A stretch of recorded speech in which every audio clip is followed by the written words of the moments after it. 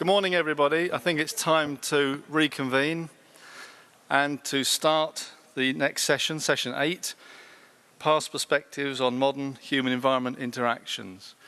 My name's John Deering. I'm a physical geographer from the University of Southampton in the UK. I'm a member of the Pages SSC and chair of the Focus 4.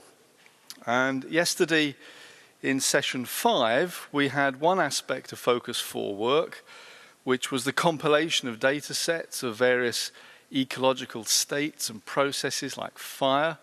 Today, we're taking a different slant on Focus 4 research and looking explicitly at how an analysis of paleo data can inform sustainable management of modern environment. So it's very much using the past, learning from the past about how to go forwards. And we've got 4 speakers today, and I'd like to introduce the first of those, Rob Marchant from the University of York in the UK, who will be talking about sustainability issues in East Africa.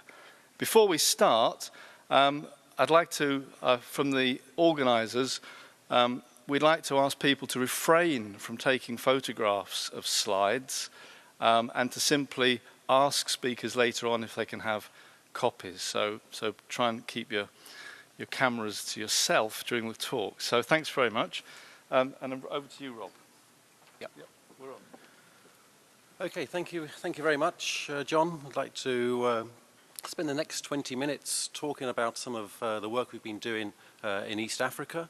I'd like to say from the outset, it's very much a collaborative initiative embedded very much within the University of Dar es Salaam, the Institute of Resource Assessment, the National Museums of Nairobi, and also the African Conservation Centre.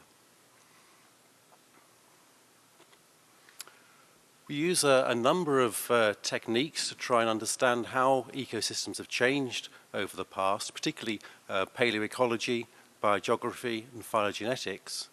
And then we use that sort of data-based information to develop a sort of an appropriate modeling technique, a bioclimatic approach, to really try and understand what the controls are forcing East African ecosystems, how biodiversities form, how they change, how they will change into the future, and then how we can use that information to inform and aid management decisions.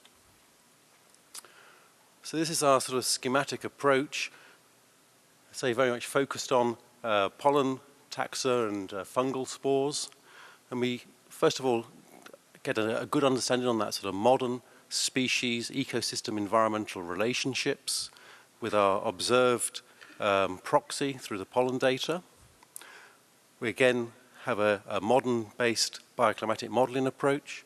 We then use that to inform our sort of understanding, our paleo perspective on the past, again through a sort of model data-based comparison, and then use that sort of past present trajectory to move into the future.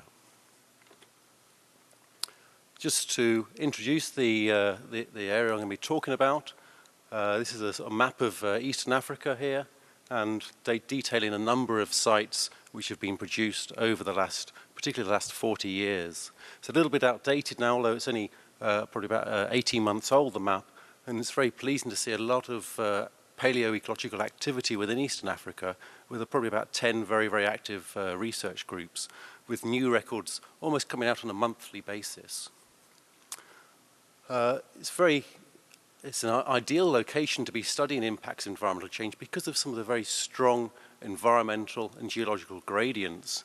We have a very old mountain chain here, the Eastern Arc Mountains, that run diagonally across Tanzania, surrounded by relatively young volcanoes such as Kilimanjaro, about 2 million years old. It has a very, very diverse geography, a range of upland areas which range in size, quite large blocks such as the Azungwa down here, to relatively small, isolated, fragmented sort of islands surrounded by a sort of sea of savanna. It's a well-known biodiversity hotspot, one of the sort of 20 or so biodiversity hotspots throughout the world. It's very, very socially important, particularly in terms of water, produce, hydroelectric power generation, and of course tourism. And although there is quite a rich and developing paleoecological archive from Eastern Africa, there's also quite a lot of gaps in our understanding. And one of those was the Eastern Arc Mountains. So we have three main research questions to really try and understand how these forests have changed over time, developed sort of a long time series back to the LGM and through the LGM to understand what changes have occurred in the vegetation, if there have been changes, in what direction, what are the spatial patterns to those changes, do all the mountains respond in a similar way, or are some areas more stable than others? And how do say the Eastern Arc Mountains, this sort of geologically old mountain chain, compare to some of the sort of newer mountains such as Kilimanjaro? And then using that sort of spatial temporal perspective to get an idea about what controls those ecosystem dynamics, and particularly the climatic and the human-induced controls on the vegetation. We'll look at some of the evidence for that.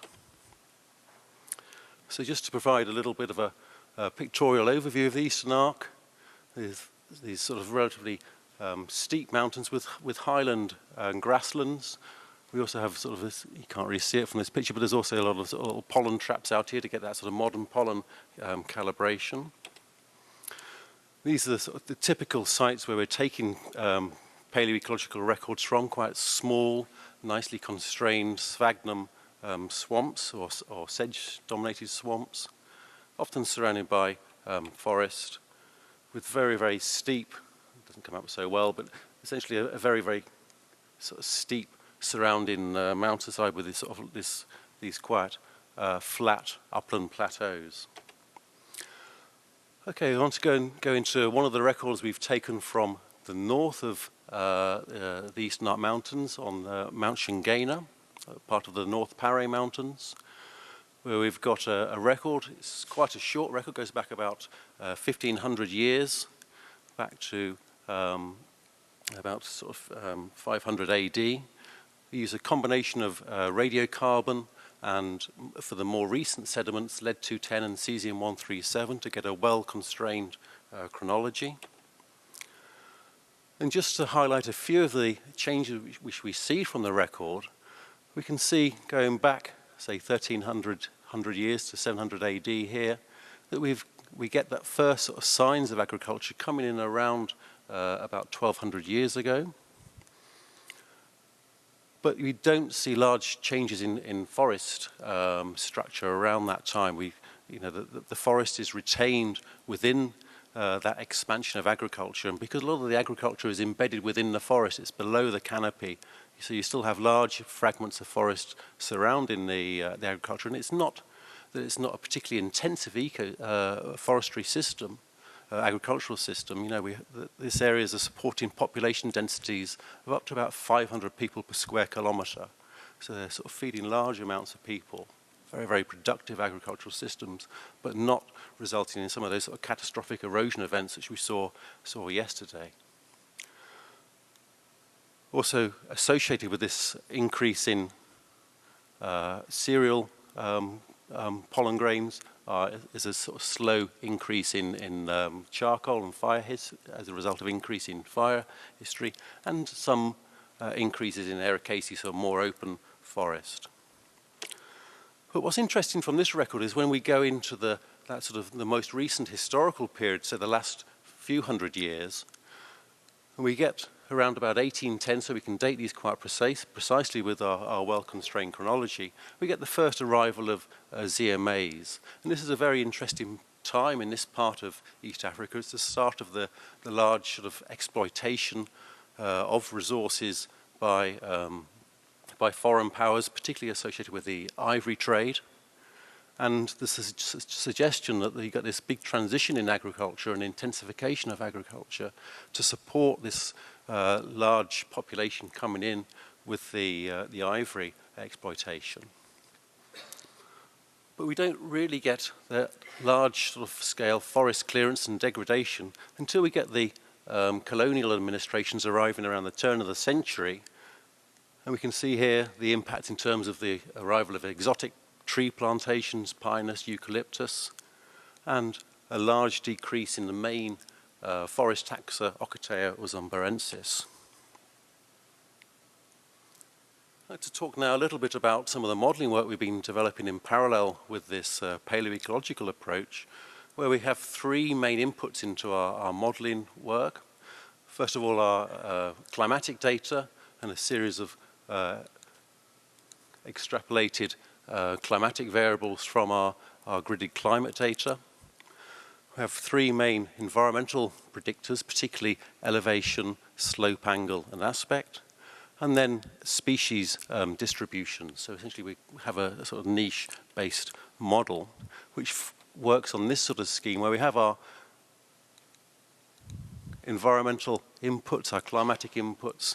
From those we derive sort of topographical and climatic predictors. Through a generalized additive model, we come up with a series of species environmental response curves to get a map of habitat suitability. And this is one of those outputs. So here for Mycene monophyllus, a typical montane tree. And we can see here again the Eastern Arc Mountains and a distribution map of this taxa. But we don't stop there. We go back and then use these initial outputs to go back and have targeted field work to ground truth the model. So here again another output, in this case for a large 40-meter high legume, Newtonia buchanani, on the North Parry Mountains. This is the same place where we had that pollen record from. And again we can see this sort of habitat suitability where you get the tree forming around the sort of mid to higher elevations, and at the highest elevations, once you move up into this grassland plateau, we don't get that forest cover. And this is quite interesting in the sort of overriding narrative of these upland grasslands was that they were very much human-induced. From the archaeological literature, it was always assumed, because they're quite low, they're only about sort of 2,400 meters. Normally you get the transition to from woodland to grassland around about 3,800 meters, so very, very low. But we now have paleoecological records going back through 40, 50,000 years that show these are very much a natural part of the ecosystem.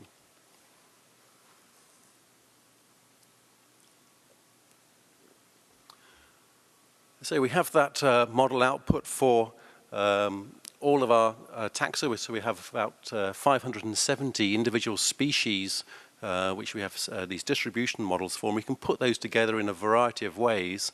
In this case, 3 plots looking at overall diversity across the Eastern Arc Mountains, particularly looking at endemic, threatened taxa, and those which are particularly sort of range-restricted plants. And this is the sort of paleoecological extent of the forest, so the sort of natural extent of the forest under sort of non-human impact. And these are the fragments where we have forest remaining.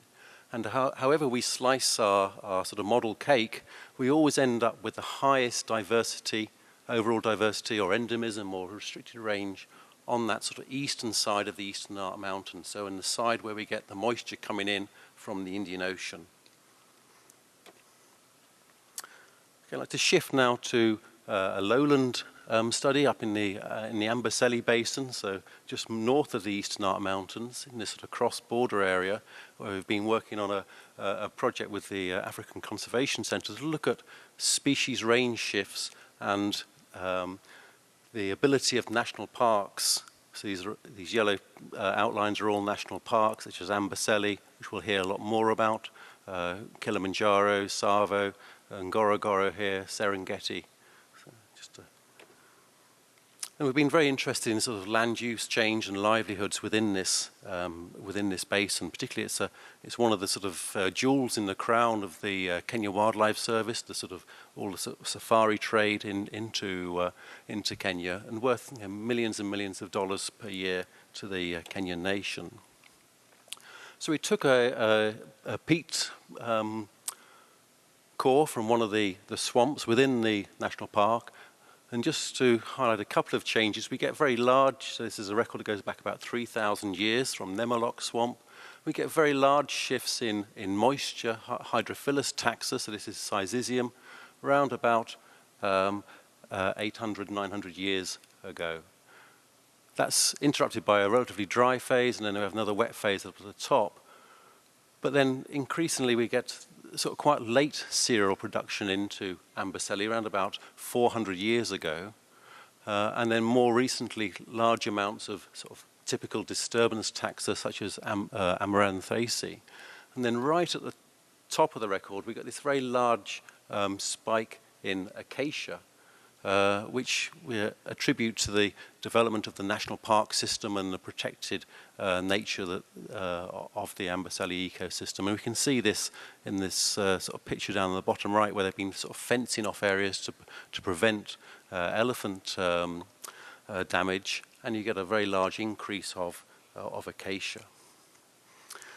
The area also benefits from large amount of work carried out since really the 1970s, primarily by Jonah Weston and then more recently the ACC.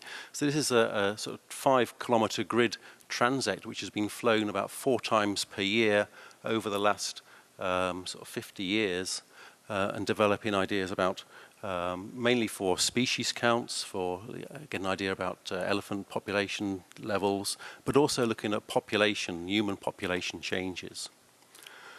And what we've been able to see from this data is very much a change in the focus of agriculture. So initially going from sort of rain-fed areas associated with some of the swamps outside of the national park. So here's the Ambercelli ecosystem. Obviously, you don't have agriculture within that protected area. Moving into areas adjacent to those rain-fed areas, so the irrigated areas, and then more recently into very marginal areas. We can also look at population changes and settlement pattern changes which have occurred in this basin throughout that grid. So this is a plot through time from the 70s up to 2007. Quite a common story of increasing population, increasing settlement numbers, but this is a measure of how long-lived those settlements are. So we see we go from a situation of relatively low numbers of long-lived settlements through a period of increase in population of short-lived settlements to a period where we now have large amounts of continually settled areas. And of course that decreased mobility results in changes in species distribution, has a very big impact on vegetation. There's a lot of sort of human-wildlife resource conflicts in the area, and of course also transcends as increased sort of vulnerability, particularly to droughts. We also are applying our sort of bioclimatic model in this area in conjunction with Missouri Botanical Gardens and University of California, San Diego, with Walter Jetz, where we've again had an initial trial project, and I was very pleased to say that a couple of days ago heard it's going to be extended for another 3 years through the Liz Claiborne and Art Altenberg Foundation to get an idea about how species distribution is within this very, very important area and how it's likely to change into the future. So here's an initial output of species diversity, particularly on the acacias, so just the diversity of the acacias. And we can see again the sort of national park structure behind it. But these 2 areas come out as areas which have a very high diversity or potential diversity for these savanna species, but are effectively outside of any protected area system. In terms of using some of our sort of developing understanding on ecosystem dynamics, we're also collaborating with a project called Value in the Arc, which is coordinated through Cambridge University, but links very much with universities in Tanzania, WWF in Tanzania, and also the Natural Capital project in the US, to sort of value ecosystem services along the Eastern Arc Mountains. The services we are concentrating on, or different institutions are concentrating on, is carbon, tourism, water, agriculture, non-timber forest products, timber, and power generation. We're particularly focused on the carbon aspect, where we've had a postdoc going out, setting up a series of sort of 1 hectare plots, identifying all the trees, measuring all the trees within that 1 hectare plot, and they're currently being remeasured actually as I talk and as you listen, by a PhD student to get an idea about sequestration rates. So the data's really just coming through, but we have got a sort of preliminary map of carbon storage for the Eastern Arc Mountains. And again, that's that same map of that sort of paleoecological extent or potential of forests, and obviously where forests are found today as a result of historical forest clearances. And of course, this now starts to provide a mechanism to get funding into and some money into the forests and preserve them for issues other than just for their high diversity. You know, rather than saying, well, we must conserve that forest because it's got three-horned chameleons and rare and endemic trees. You know, of course, that doesn't cut much ice with people who live adjacent to those forests. So certainly, it allows us to start to get a mechanism to get some money into those areas. And through the Value in Arc project, we have a range of scenarios, both climatic scenarios, future scenarios, governance scenarios, social scenarios. And we can use our bioclimatic approach and just substitute our sort of present-day climate with future climates from a range of different models. And here we can see two outputs again on the top for a quite famous montane tree, Podocarpus millianjanus, and not surprisingly, under future warmer climates, the area becomes less favorable for a montane tree, so it loses its habitat suitability. Just to finish, talk about some future developments, particularly looking at developing these at sort of time steps up to the year 2100, particularly looking at regional downscaling of the models. Also, so this is just, again, some output which we haven't had time to use yet. So we've seen at a number of presentations this suggestion that East Africa is all going to get wetter as a result, as a result of some of the global climate models. But when we look at the regional GCM, the regional climate model from this area, using Précy and Remo with the Max Planck Institute and Kenya Met Office and the Hadley Centre, we see a much more complicated pattern of future change. So some areas indeed are getting wetter, so this is a plot of increasing wetness. But some areas, and particularly the Amboseli Basin, where there's all this large increase in population, increase in agriculture, is predicted to get somewhat drier. And indeed, we see that today. And so I'd just like to leave you with the students of the University of Dar es Salaam from the NARAM course, and a sort of quote from that well-known paleoecologist, Winston Churchill. Thank you.